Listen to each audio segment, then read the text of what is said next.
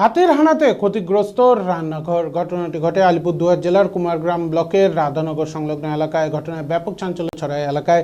বৃহস্পতিবার গভীর রাতে রাধানগর সংলগ্ন এলাকায় 3টি হাতি দাপিয়ে বেড়ায়। ঘটনার জেরে ব্যাপক চাঞ্চল্য ছড়ায় এলাকায়। স্থানীয়রা জানিয়েছেন, এর আগেও একাধিকবার এলাকায় হাতি বিভিন্ন জায়গায় ক্ষতিগ্রস্ত করেছে। বন দপ্তরের নজরদারির দাবি জানিয়েছেন স্থানীয়রা।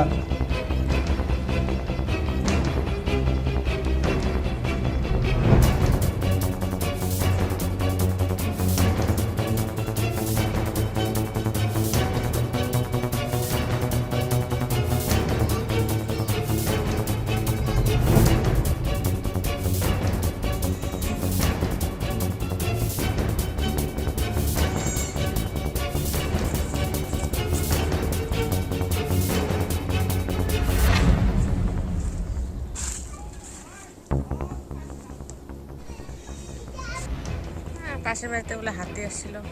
আচ্ছা, আপনি কি দেখছিলেন? দেখি নাই, শুনছি। সকালবেলা শুনলেন? হ্যাঁ, সকালবেলা। কি কি ক্ষতি হয়েছে ওদের?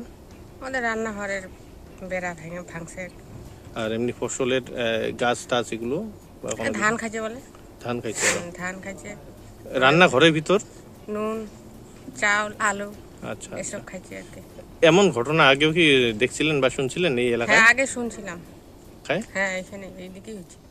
আগেও এরকম ছিল? আচ্ছা, রাতের বেলা বন দপ্তর আসছিল?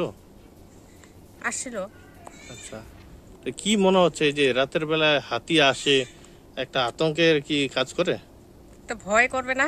এত রাত্রে আসে তো সবাই তো ভয়ই লাগে। আচ্ছা আচ্ছা, কোন এলাকায় এটা জায়গা? কি নাম আপনার? আমার নাম ইজির খান। আচ্ছা, আর ঘর ভাঙছে তার কি নাম? পঞ্চমী। পঞ্চমী কি ঘটনা? এই যে ভাঙাচুরা করলো, চাল ডাল খাইলো। কে ভাঙলো এগুলো? বুড়া ঠাকুরের 3টে আইছিল হাতি? রাত্রে। হ্যাঁ, রাত্রের 1টার সময় ডিপার্টমেন্টে ফোন করি নাই, আজকে আসবে নাকি।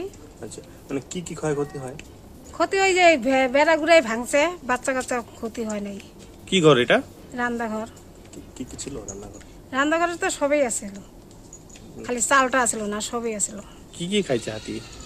চাল, লবণ আর আলু খাইছে। অল্প পরিমাণ চাল ছিল সেটা? হ্যাঁ, অল্প আছিল। আচ্ছা, এই যে পড়াই আছে মাটিতে সব। আচ্ছা, বলছি আর কিছু এছাড়া আর কি ক্ষয়ক্ষতি হয়? আর এছাড়া আর কিছু ক্ষতি করে নাই। বাড়ির আশেপাশে কলার গাছ, সুপারি গাছ এগুলো? সুপারি গাছ, কলা গাছ ভাঙছে। সুপারি গাছ একটা ভাঙছে। কয়টা আসছিল হাতি? 3টা।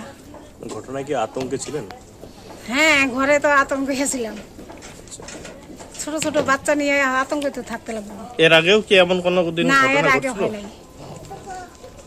আসে আশেপাশে জঙ্গলে খায় দিয়ে যায়। মানে এবারে একদম এইবারে আর কি ঘরটা ভাঙলো।